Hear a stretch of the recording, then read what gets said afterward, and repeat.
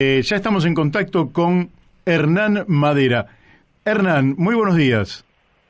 Buenos días, Mario, ¿cómo estás? Tanto tiempo. Bueno, para mí realmente es un placer tomar de nuevo contacto contigo. Hace varios años que no te veía y el hecho de haber observado tu nombre y tu apellido en una nota publicada en ámbito financiero me llamó la atención, y cuando vos me ratificaste que eras la misma persona, que no era ningún homónimo, bueno, vi la posibilidad de conversar contigo. Empecemos preguntándote cómo estás vos, cómo andás, Hernán. Todo bien, Mario. Bueno, pasando la pandemia como todo el mundo, pero tratando de estar lo mejor posible. Fue un año duro para todos y bueno, tratando de estar lo mejor posible. Bien, bien. Bueno, lo que te vamos a pedir es si podés hablar un poquito más fuerte o más cerca la voz del Dale, micrófono. ahí. Bien, a ver. Eh, bueno, vos escribiste la nota "Vamos a o venimos de la dolarización". Sí. Eh, ¿Por qué escribiste esta nota?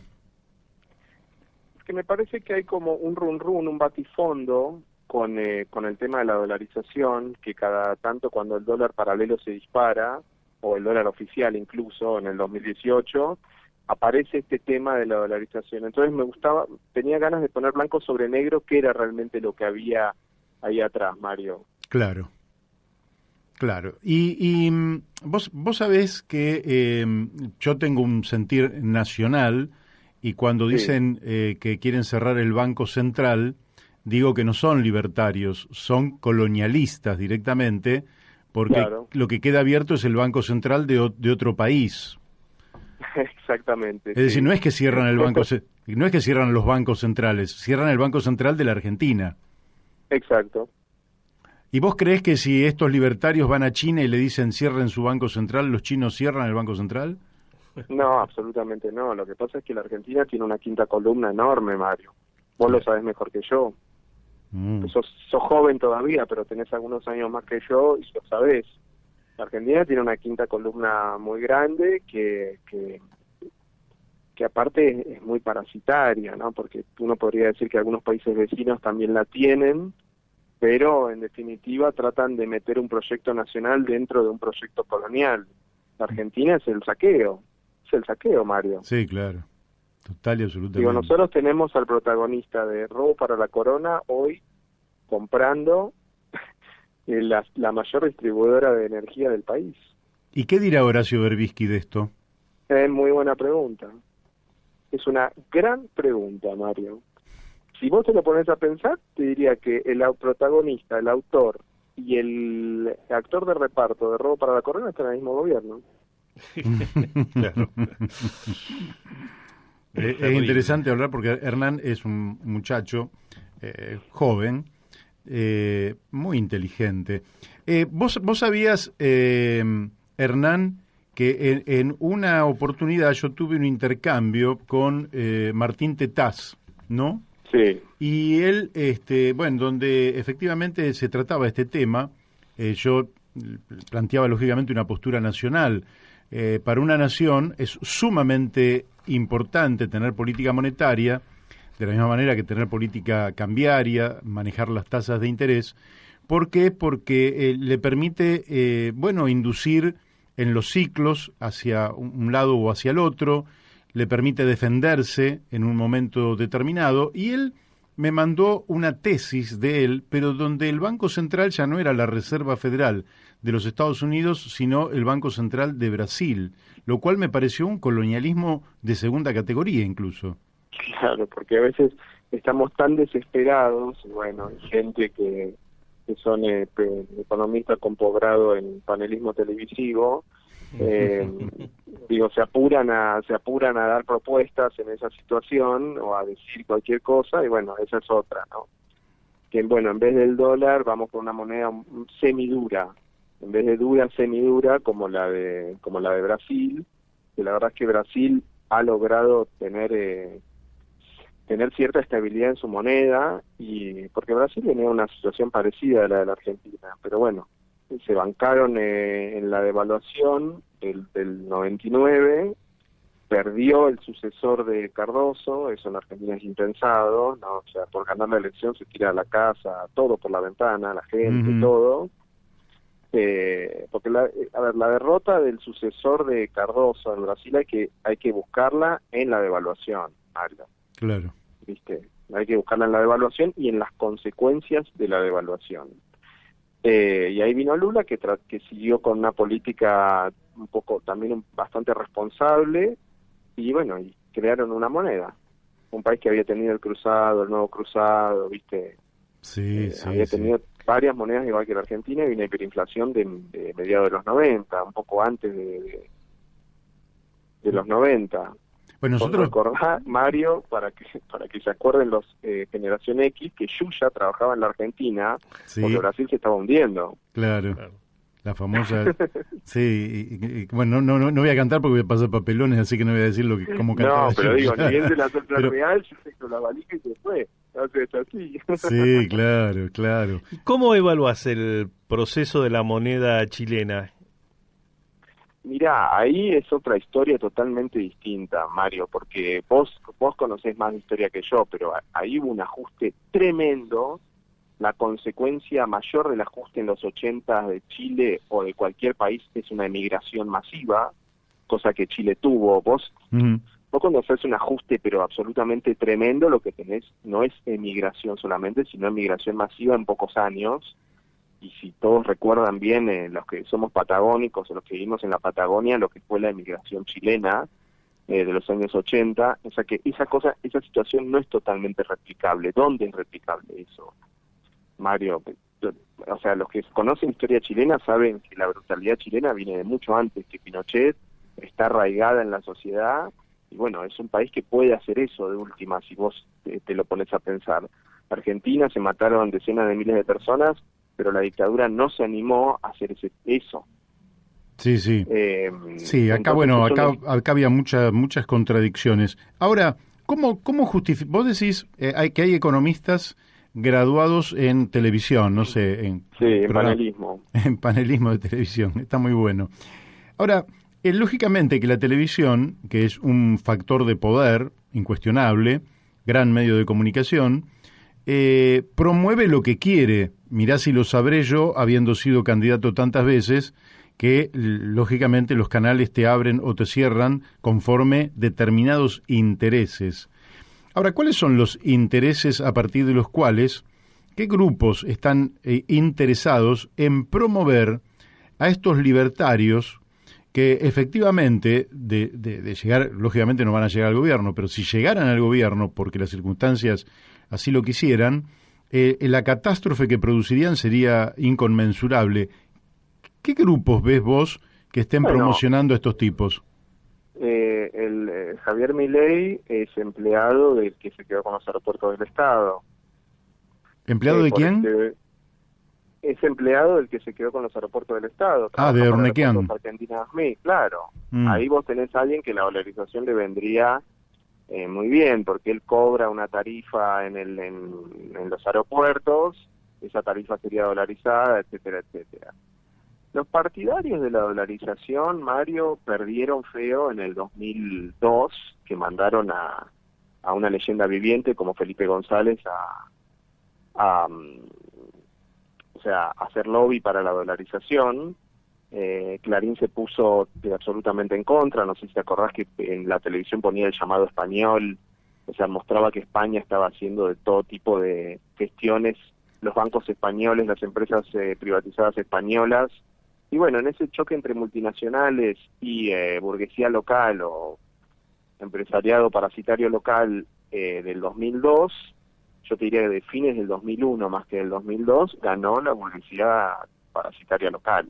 Claro, y porque fue una victoria tremenda. A Clarín le licuaron la deuda. Clarín estaba total y absolutamente quebrada. No podía levantar su deuda.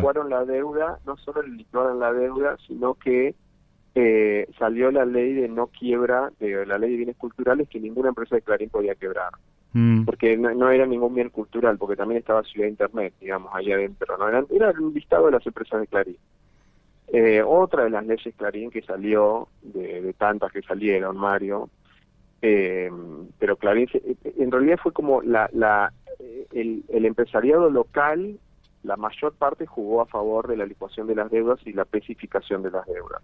Claro. En este caso no se pudo hacer lo mismo que se hizo durante la dictadura, porque era una democracia, se intentó hacer, que era mandar a la clase media al infierno de la indexación, o sea, indexar la deuda de la clase media con el SER y especificar la deuda de las corporaciones, que fue lo que se hizo en la dictadura, ¿no? A la clase media la mandaron con la circular 1050, a las familias más ricas del país y a algunas multinacionales, fíjate lo imbécil que ha sido la Argentina, le estatizaron la deuda. Eso en democracia es difícil de hacer, Mario, porque hay presión, porque hay amparos, entonces algo le tiraron a la clase media que fue la especificación también de sus deudas.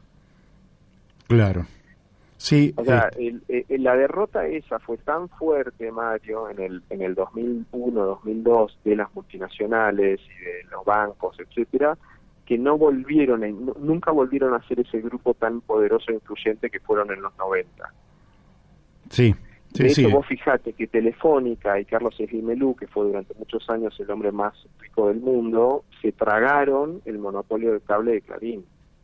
No hicieron ni siquiera hicieron un lobby, pero muy muy triste y pequeño, para que se abra el mercado de cable.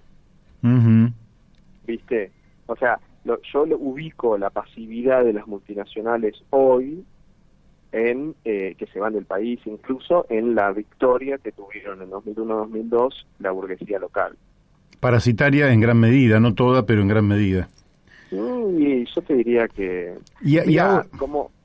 como no hay un premio tan grande a no en las prebendas, o sea, no hay premio, o sea, no es que hay un premio moral, no, todos entran. Te doy un ejemplo, el dueño del Mercado Libre. Sí. Él se beneficiaba poco de las prebendas del Estado, o sea, o había una ley de software que lo beneficiaba, bueno, ponele. Eso todos los países lo hacen. Ahora, cuando se empezó a meter con ANSES, con negocios del ANSES, ¿qué necesidad tenía? Lo que pasa es que ¿qué necesidad había de arruinar una carrera casi impoluta, viste, de no meterse en prebendas del Estado? Y bueno, se metió porque no hay premio en la Argentina. Claramente no hay premio, que vos fíjate, volvemos al mismo tema que antes. Se escribió este libro, Robo para la Corona, otra que decía Todo tiene precio, sobre el personaje que hoy es el empresario más nombrado del día. Sí, claro. Sí, estamos viviendo. Es que la verdad que en la Argentina somos circulares en alguna medida, ¿no? Bueno, porque pero hay premio a eso. No sé si vos me entendés lo que te digo. Sí. O sea, hay premio a eso, porque si así es esta es la situación la relación del empresario con la política en la Argentina hoy, Max. Sí, aparte esa compra en particular es una compra que habría que analizarla más en profundidad, pero que no tiene sentido porque ya Manzano participa en una distribuidora en Mendoza y le debe digamos, es deudor del proveedor de la energía, es decir, ellos son intermediarios. Y viene a tomar una empresa que también es deudora, pero unas 18 veces más de deuda tiene que la que Manzano mantiene en Mendoza. Por tanto, habría que pensar bien de qué se trata ese negocio, porque yo no puse la cabeza en eso, pero realmente no tendría en principio una explicación sana de cómo es eso. Los consultores de energía especializados te dicen que Edenor vale $400 millones, ponele que vale 300, lo compró por 100. Claro. No se entiende. Entonces, ¿qué es lo que hay ahí? Bueno, él, sus contactos dentro del PJ, lo que vos quieras, hacer que o la tarifa suba o que Camesa licúe las deudas de las distribuidoras, no lo sé, son todas suposiciones. Ahora, los periodistas especializados te están diciendo que se pagó menos, ¿entendés?, de lo que vale la empresa. Entonces como que no queda claro eso. Pero bueno, esa es la coyuntura, ¿viste? Como lo coyuntural. Lo interesante para mí siempre es ver el proceso. Sí. ¿Y vos cómo ves este proceso? Al margen de que podríamos suponer que un gobierno como el que hay hoy en la Argentina no tiene ningún interés en dolarizar, no tiene interés en perder la herramienta monetaria y seguramente va a hacer un esfuerzo porque la Argentina, que estaba diciendo antes de entrar en la conversación con vos, en realidad la moneda argentina perdió 13 ceros formalmente, pero si le agregamos, ponemos el dólar a 100, podríamos decir que son 15 ceros entre 1969 y la actualidad. 15 ceros Claro. es un número por fuera de la realidad, nada de la realidad que nosotros conocemos tiene un 1 y 15 ceros después, son números astronómicos. Y por eso, claro, nosotros es un absurdo, y por eso nosotros, el argentino medio huye del peso. Ahora, ¿cómo ves, vos que mencionaste el proceso, cómo ves la evolución posterior de este gobierno en la administración de la política monetaria, lógicamente, deuda, etcétera, etcétera? Yo creo que ni ellos saben. Ajá. Vos fíjate que si yo Interesante. te doy el panorama, Cristina, la vicepresidenta, manda una carta en la que habla del bimonetarismo, un acuerdo por cuando el peso llega a 200, el dólar llega a 200, ¿no? Entonces, ¿qué está diciendo ella en esa carta? Soy moderada, estoy abierta a otras soluciones, ¿viste? En definitiva lo que está diciendo es soy PJ, o sea, estoy dispuesta a hacer otra cosa. Esa moderación también ayudó a que baje el precio del paralelo, ¿viste? Sí. O sea, no me voy a emperrar en nada.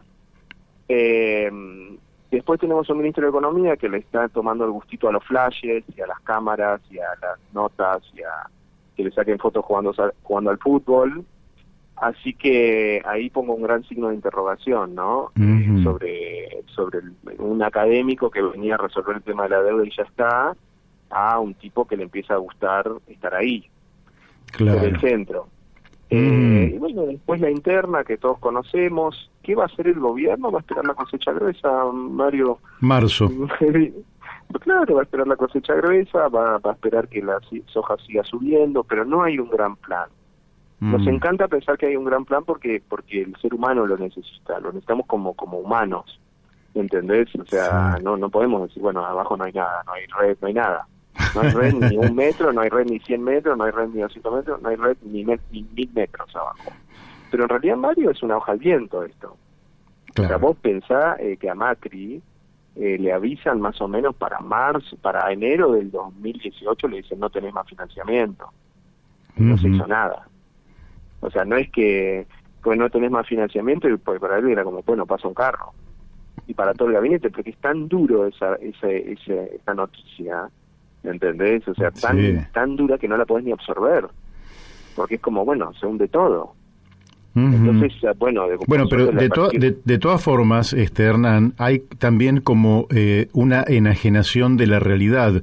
Yo sé que si le pido fiado al almacenero, un día, 2 días, 2 semanas, 2 meses, hay un momento en que el almacenero me va a decir, tráeme la plata, pues no te fío más nada.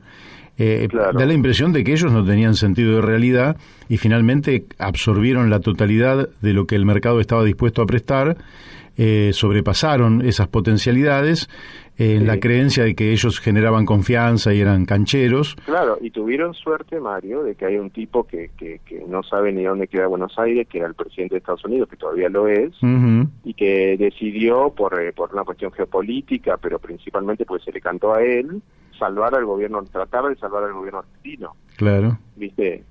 Ahí hubo una suerte del anterior gobierno y bueno, de la misma Argentina, que el tipo empezó a forzar al FMI a poner guita,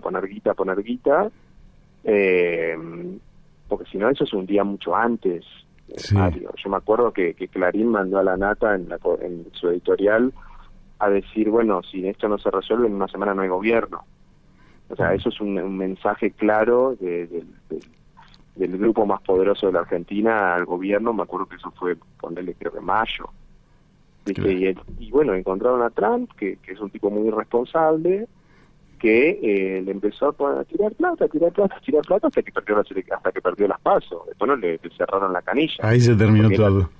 Y sí, porque era tirar plata en un barril sin fondo. Totalmente. A la Argentina le tiraron plata en un barril sin fondo. En 2018 tuvo increíblemente pero aparte de eso, le dijeron la plata es para esto y la usaron para lo otro. Vos imaginate hasta qué punto. Yo lo que veo en el futuro, bueno, se espera la cosecha gruesa, se reza que la soja siga subiendo, que posiblemente siga subiendo porque Estados Unidos está emitiendo papelitos verdes a lo loco, entonces se huye del dólar y se va a los commodities. Todo es especulación, Mario, vos ya lo sabés. No me vas a decir que los chinos comen mucho más, o los cerdos chinos. Hay una realidad detrás de eso, pero después el precio de los commodities, toda especulación. Entonces, bueno, eso, y bueno, lo vamos llevando, y no se suben las tarifas, o se van a subir poco, porque el año que viene es año electoral, y bueno, vamos viendo. Vamos viendo. Así es. Bueno, Hernán, para mí que ha sido un gusto, lógicamente que este es el último programa, por lo menos de este año. Lamento no haberte encontrado antes, pero de todas formas nunca es tarde, de manera que seguiremos conversando en el futuro. Por supuesto, Mario, por supuesto. Y de mi parte, entonces, te mando un fuerte abrazo, los mejores deseos para que empieces bien el 2021, podamos salir de esta maldita pandemia y haya un futuro mejor para todos. Deseo exactamente lo mismo, salir de la pandemia. Un abrazo, Mario, y un abrazo para todos ahí en el estudio. Muchas gracias. Gracias. Bueno, hemos hablado con el periodista Hernán Madera, que ustedes lo han escuchado muy bien, muy bien. Muy claro. Que si me hubiera reencontrado antes con él, lo hubiéramos mantenido aquí como columnista de nuestro programa.